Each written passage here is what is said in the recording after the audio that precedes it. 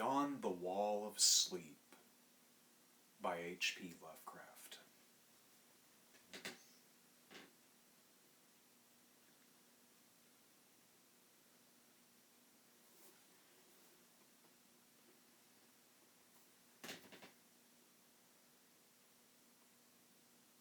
I have often wondered if the majority of mankind ever paused to reflect upon the occasionally titanic significance of dreams and of the obscure world to which they belong. Whilst the greater number of our nocturnal visions are perhaps no more than faint and fantastic reflections of our waking experiences, Freud, to the contrary, with his puerile symbolism, there are still a certain remainder whose immundane and ethereal character permit of no ordinary interpretation, and whose vaguely exciting and disquieting effect suggests possible, minute glimpses into a sphere of mental existence no less important than physical life, yet separated from that life by an all but impassable barrier. From my experience, I cannot doubt but that man, when lost to terrestrial consciousness, is indeed sojourning in another and uncorporeal life of far different nature from the life we know, and of which only the slightest and most indistinct memories linger after waking. From those blurred and fragmentary memories we may infer much, yet prove little. We may guess that in dreams, life, matter, and vitality, as the earth knows such things, are not necessarily constant, and that space and time do not exist as our waking selves comprehend them. Sometimes I believe that this less material life is our truer life, and that our vain presence on the terraqueous globe is itself the secondary or merely virtual phenomenon. It was from a youthful reverie filled with speculations of this sort that I arose one afternoon in the winter of 1900 to 1901, when to the state psychopathic institution in which I served as an intern was brought the man whose case has ever haunted me so unceasingly. His name, as given on the records, was Joe Slater, or Slater, and his appearance was that of the typical denizen of the Catskill mountain region, one of the strange, repellent scions of a primitive colonial peasant stock whose isolation for nearly 3 centuries in the hilly fastnesses of a little-traveled countryside has caused them to sink to a kind of barbaric degeneracy, rather than advance with their more fortunately placed brethren of the thickly settled districts. Among these odd folk, who correspond exactly to the decadent element of white trash in the South, law and morals are non-existent, and their general mental status is probably below that of any other section of Native American people. Joe Slater, who came to the institution in the vigilant custody of 4 state policemen, and who was described as a highly dangerous character, certainly presented no evidence of his perilous disposition when I first beheld him, though well above the middle stature and of somewhat brawny frame, he was given an absurd appearance of harmless stupidity by the pale, sleepy blueness of his small, watery eyes, the scantiness of his neglected and never-shaven growth of yellow beard, and the listless drooping of his heavy nether lip. His age was unknown, since among his kind neither family records nor permanent family ties exist, but from the baldness of his head in the front, and from the decayed condition of his teeth, the head surgeon wrote him down as a man of about 40. From the medical and court documents, we learned all that could be gathered of his case. This man, a vagabond, hunter, and trapper, had always been strange in the eye of his primitive associates. He had habitually slept at night beyond the ordinary time, and upon waking would often talk of unknown events in a manner so bizarre as to inspire fear, even in the hearts of an unimaginative populace. Not that his form of language was at all unusual, for he never spoke save in the debased patois of his environment, but the tone and tenor of his utterances were of such mysterious wildness that none might listen without apprehension. He was himself generally as terrified and baffled as his auditors, and within an hour after awakening would forget all that he had said, or at least all that had caused him to say what he did, relapsing into a bovine, half-amiable normality, like that of the other hill-dwellers. As Slater grew older, it appeared his matuational aberrations had gradually increased in frequency and violence till about a month before his arrival at the institution had occurred the shocking tragedy which had caused his arrest by the authorities. One day, near noon, after a profound sleep begun in a whiskey debauch at about 5 of the previous afternoon, the man had roused himself most suddenly, with ululations so horrible and unearthly that they brought several neighbors to his cabin, a filthy sty where he dwelt with a family as indescribable as himself. Rushing out into the snow, he had flung his arms aloft and commenced a series of leaps directly upward in the air, the while shouting his determination to reach some big cabin with brightness in the roof and walls and floor and the loud queer music far away. As 2 men of moderate size sought to restrain him, he had struggled with maniacal force and fury, screaming of his desire and need to find and kill a certain thing that shines and shakes and laughs. At length, after temporarily felling one of his detainers with a sudden blow, he had flung himself upon the other in a demoniac ecstasy of bloodthirstiness, shrieking fiendishly that he would jump high in the air and burn his way through anything that stopped him. Family and neighbors had now fled in a panic, and when the more courageous of them returned, Slater was gone, leaving behind an unrecognizable pulp-like thing that had been a living man but an hour before. None of the mountaineers had dared to pursue him, and it is likely that they would have welcomed his death from the cold, but when several mornings later they heard his screams from a distant ravine, they realized that he had somehow managed to survive, and that his removal in one way or another would be necessary. Then had followed an armed searching party whose purpose, whatever it may have been originally, became that of a sheriff's posse, after one of the seldom popular state troopers had by accident observed, then questioned, and finally joined the seekers. On the 3rd day, Slater was found unconscious in the hollow of a tree and taken to the nearest jail, where alienists from Albany examined him as soon as his senses returned. To them, he told a simple story. He had, he said, gone to sleep one afternoon about sundown after drinking much liquor.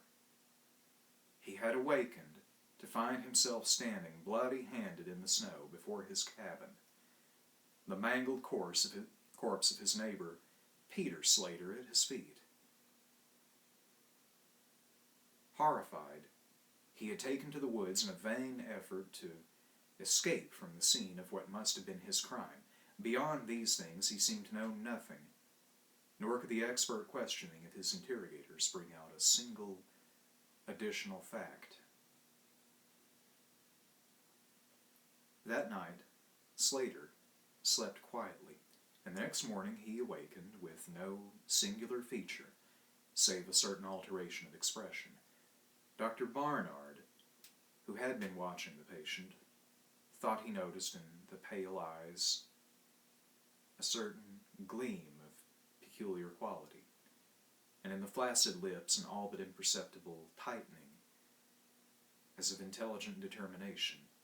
But when questioned, Slater relapsed into the habitual vacancy of the mountaineer and only reiterated what he had said on the preceding day. On the third morning occurred the first of the man's mental attacks. After some show of uneasiness in his sleep, he burst forth into a frenzy, so powerful that the combined efforts of 4 men were needed to bind him in a straitjacket. The alienists listened with keen attention to his words, since their curiosity had been aroused to a high pitch by the suggestive yet mostly conflicting and incoherent stories of his family and neighbors. Slater raved for upward of 15 minutes, babbling in his backwoods dialect of green edifices of light, oceans of space, strange music, and shadowy mountains and valleys.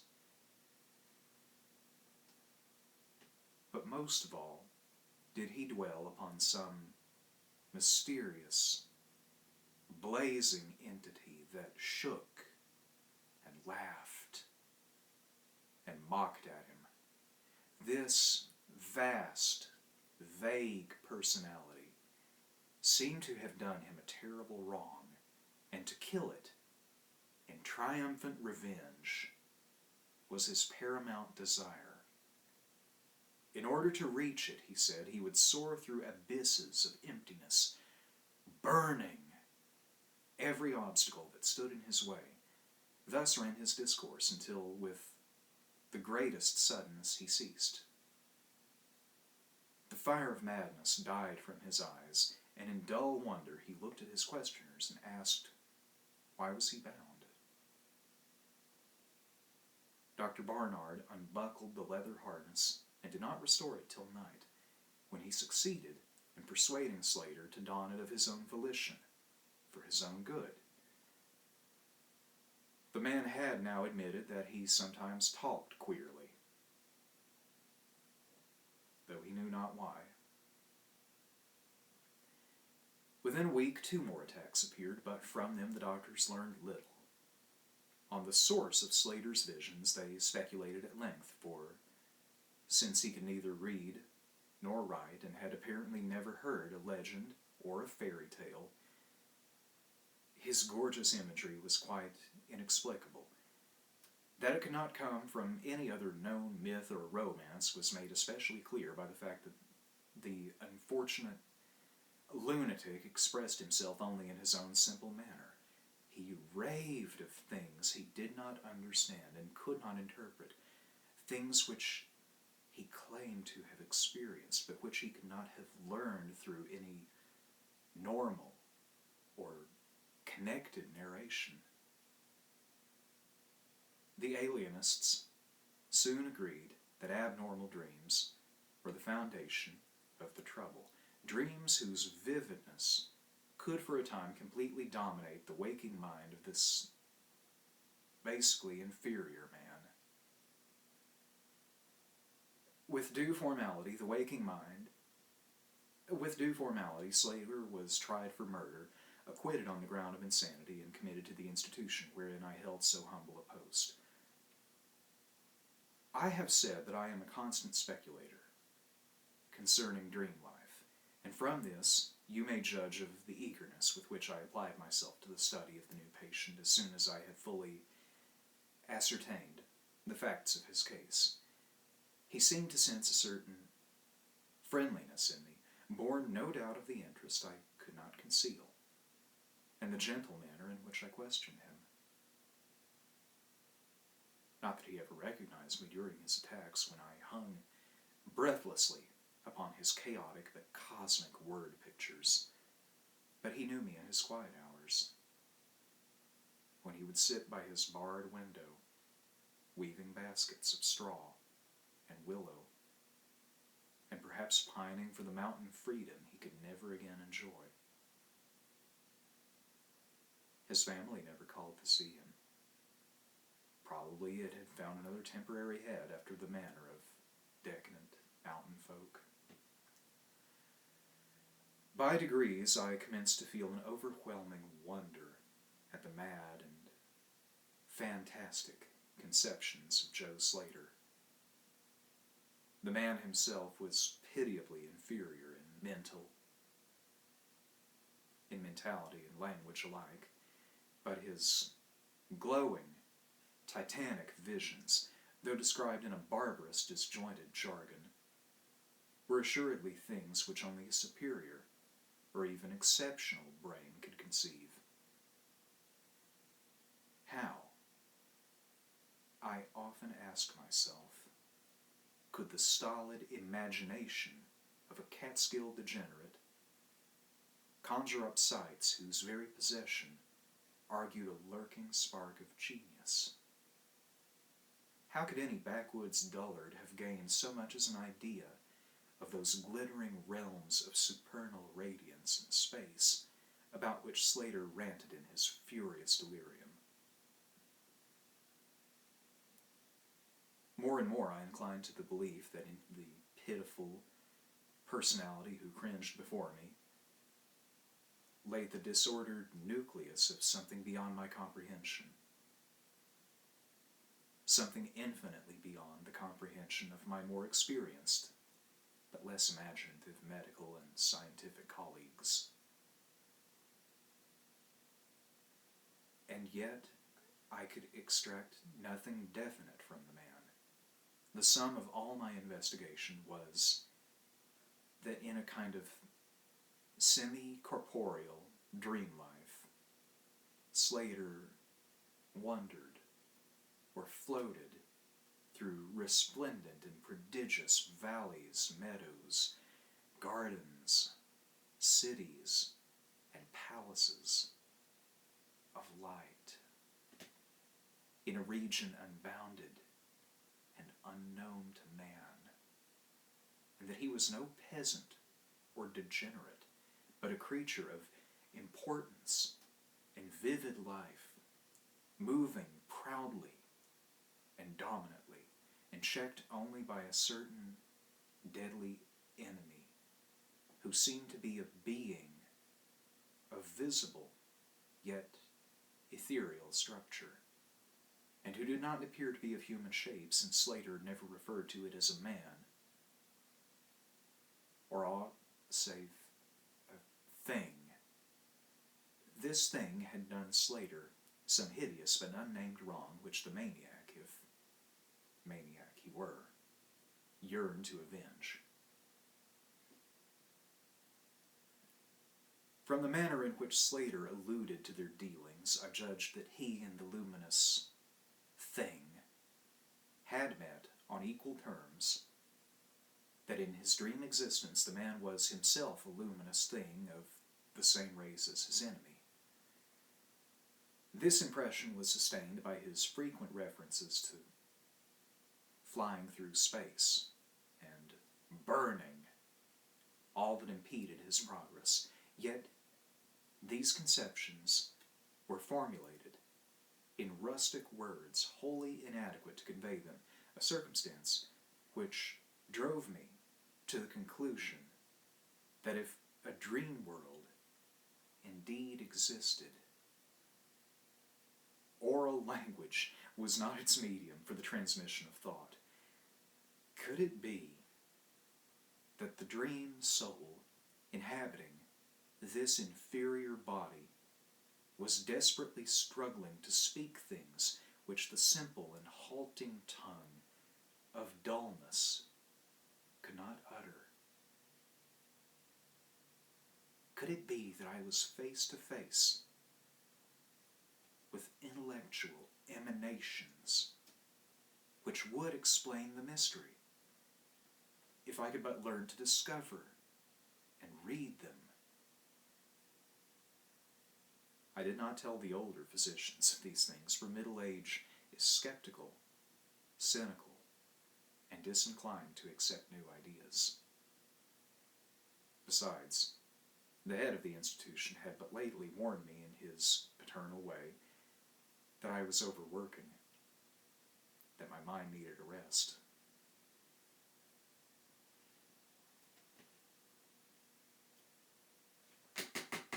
It has long been my belief that human thought consists basically of atomic or molecular motion convertible into ether waves or radiant energy, like heat, light, and electricity. This belief had early led me to contemplate the possibility of telepathy, or mental communication by means of suitable apparatus, and I had, in my college days, prepared a set of transmitting and receiving instruments somewhat similar to the cumbrous devices employed in wireless telegraphy at that crude pre-radio period. These I had tested with a fellow student, but achieving no result, had soon packed them away with other scientific odds and ends for possible future use. Now, in my intense desire to probe into the dream life of Joe Slater, I sought these instruments again and spent several days in repairing them for action. When they were complete, once more, I missed no opportunity for their trial. At each outburst of Slater's violence, I would fit the transmitter to his forehead and the receiver to my own, constantly making delicate adjustments for various hypothetical wavelengths of intellectual energy. I had but little notion of how the thought impressions would, if successfully conveyed, arouse an intelligent response in my brain, but I felt certain that I could detect and interpret them. Accordingly, I continued my experiments, though informing no one of their nature.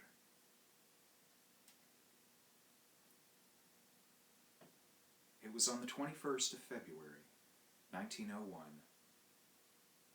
that the thing occurred.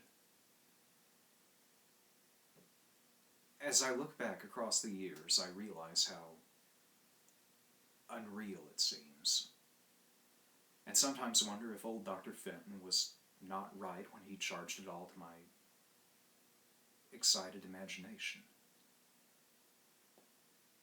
I recall that he listened with great kindness and patience when I told him, but afterward gave me a nerve powder and arranged for the half-year's vacation on which I departed the next week.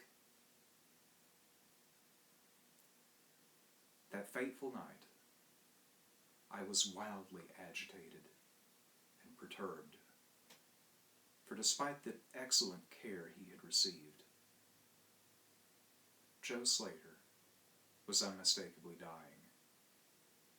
Perhaps it was in his mountain freedom that he missed, or perhaps the turmoil in his brain had grown too acute for his rather sluggish physique. But at all events, the flame of vitality flickered low in the decadent body. He was drowsy near the end, and as darkness fell, he dropped off into a troubled sleep. I did not strap on the straitjacket as was customary when he slept, since I saw that he was too feeble to be dangerous, even if he woke in the middle of the disorder once more before passing away. But I did place upon his head and mine the two ends of my cosmic radio, hoping against hope for a first and last message from the dream world in the brief time remaining. In the cell with us was one nurse, a mediocre fellow who did not understand the purpose of the apparatus or think to inquire into my course. As the hours wore on, I saw his head droop awkwardly in sleep, but I did not disturb him. I myself, lulled by the rhythmical breathing of the healthy and the dying man, must have nodded a little later.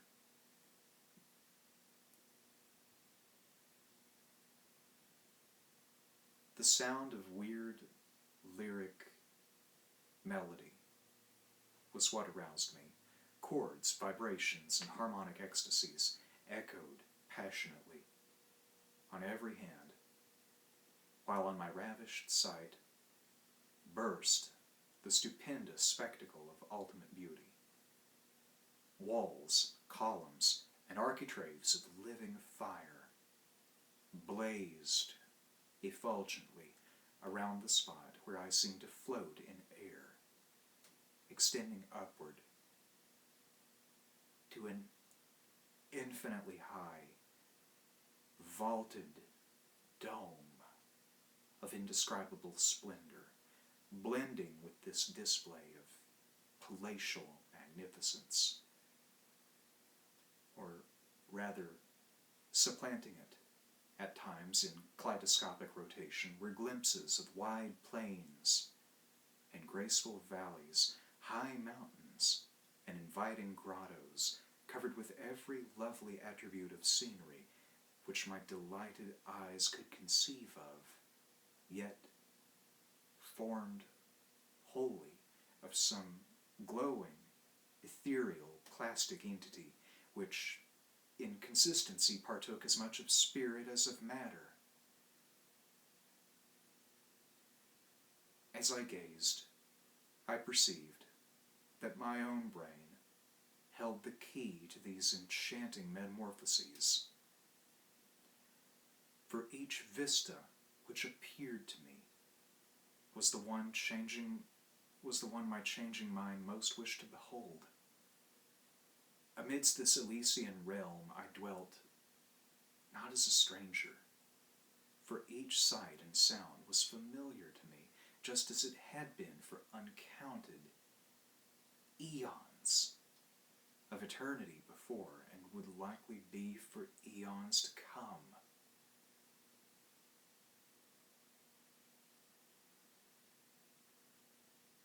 Then, the resplendent aura of my brother of light drew near and held colloquy with me, soul to soul, with silent and perfect interchange of thought. The hour was one of approaching triumph, for was not my fellow being escaping at last from a degrading periodic bondage, escaping forever, and preparing to follow the accursed oppressor, even unto the uttermost fields of ether, that upon it might be wrought a flaming cosmic vengeance which would shake the spheres.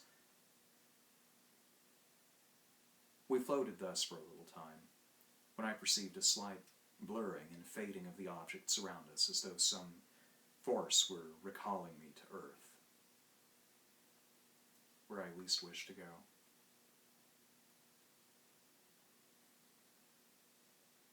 The form near me seemed to feel a change also, for it gradually brought its discourse toward a conclusion, and itself prepared to quit the scene, fading from my sight at a rate somewhat less rapid than that of the other objects.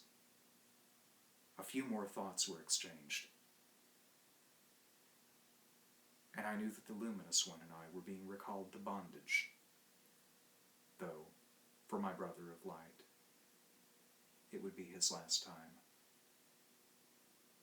The sorry planet shell being well nigh spent, in less than an hour, my fellow would be free to pursue the oppressor along the Milky Way and pass the hither stars to the very confines of infinity. A well-defined shock separates my final impression of the fading scene of light from my sudden and somewhat shamefaced awakening and straightening up in my chair as I saw the dying figure on the couch move hesitantly. Joe Slater was indeed awakening, though probably for the last time. As I looked more closely, I saw that in the sallow cheeks shone spots of color, which had never before been present. The lips, too, seemed unusual, being tightly compressed, as if by the force of a stronger character than had been Slater's. The whole face finally began to grow tense, and the head turned restlessly with closed eyes. I did not rouse the sleeping nurse, but readjusted the slightly disarranged headband of my telepathic radio, intent to catch any parting message the dreamer might have to deliver. All at once, the head turned sharply in my direction, and the eyes fell open, causing me to stare in blank amazement at what I beheld.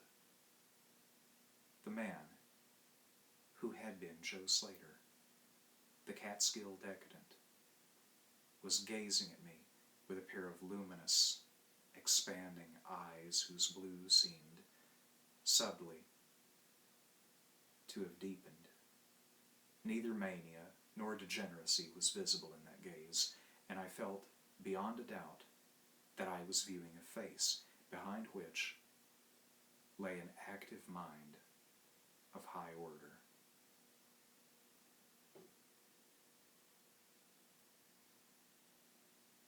At this juncture, my brain became aware of a steady external influence operating upon it. I closed my eyes to concentrate my thoughts more profoundly and was rewarded by the positive knowledge that my long-sought mental message had come at last. Each transmitted idea formed rapidly in my mind, and though no actual language was employed, my habitual association of conception and expression was so great that I seemed to be receiving the message in ordinary English.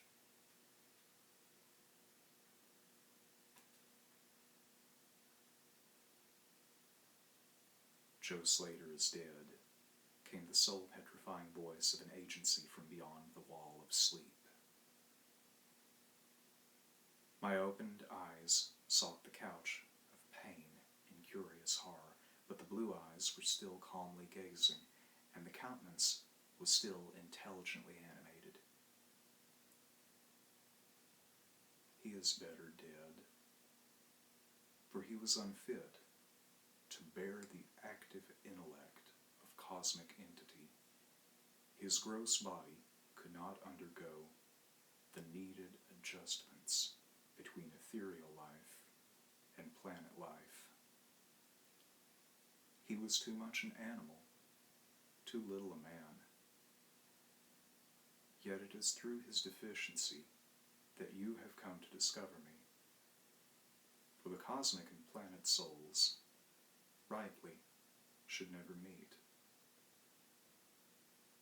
He has been in my torment and diurnal prison for 42 of your terrestrial years. I am an entity, like that which you yourself become in the freedom of dreamless sleep. I am your brother of light, and have floated with you in the effulgent valleys. It has not permitted me to tell your waking earth self of your real self,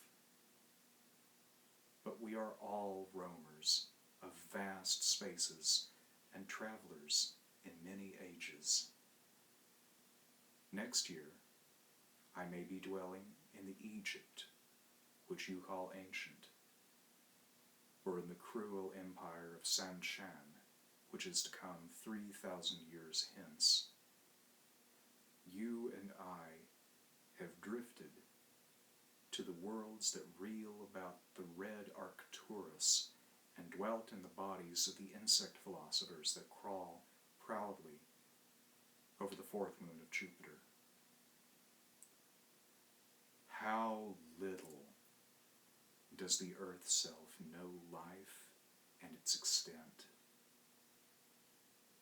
How little indeed ought it to know for its own tranquility? Of the oppressor I cannot speak.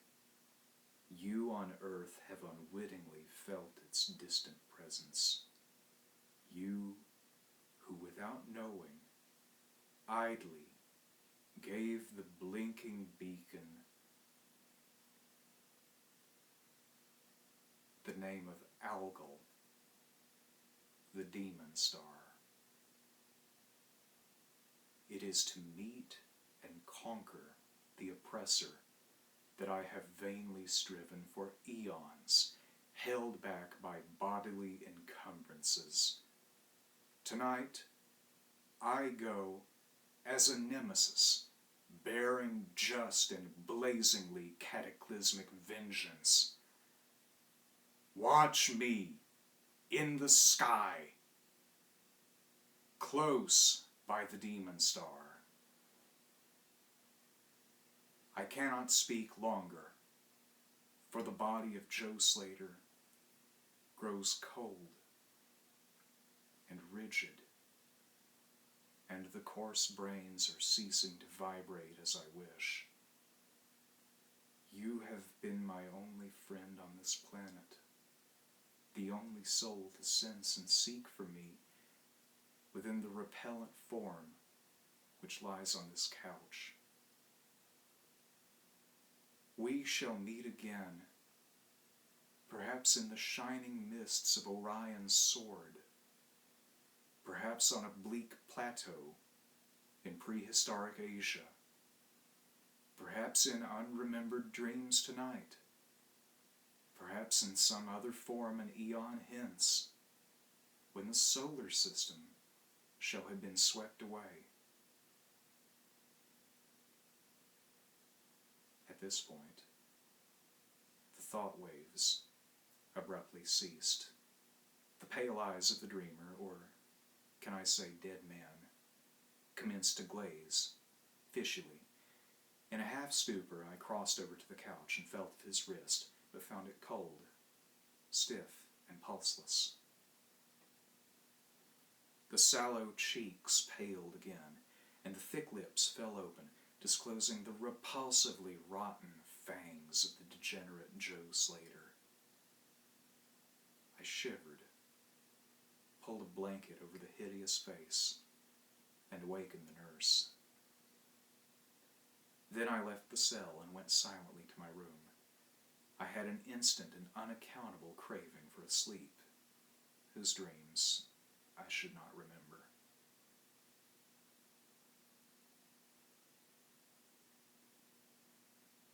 The climax? What plain tale of science can boast of such a rhetorical effect? I have merely set down certain things appealing to me as facts, allowing you to construe them as you will. As I have already admitted, my superior, old Dr. Fenton, denies the reality of everything I have related.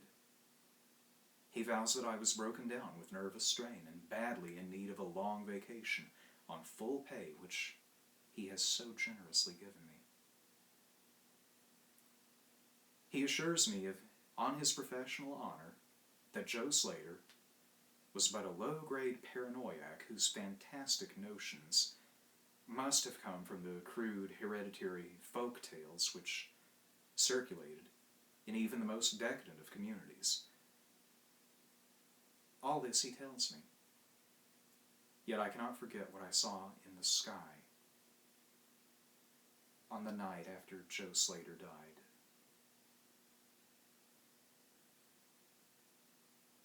Lest you think me a biased witness, another pen must add this final testimony, which may perhaps supply the climax you expect. I will quote the following account of the star Nova Persei, verbatim, from the pages of that eminent astronomical authority, Professor Garrett P. Serviss. On February 22nd, 1901, a marvelous new star was discovered by Dr. Anderson of Edinburgh, not very far from Algol. No star had been visible at that point before. Within 24 hours, the stranger had become so bright that it outshone Capella. In a week or two, it had visibly faded, and in the course of a few months it was hardly discernible with the naked eye.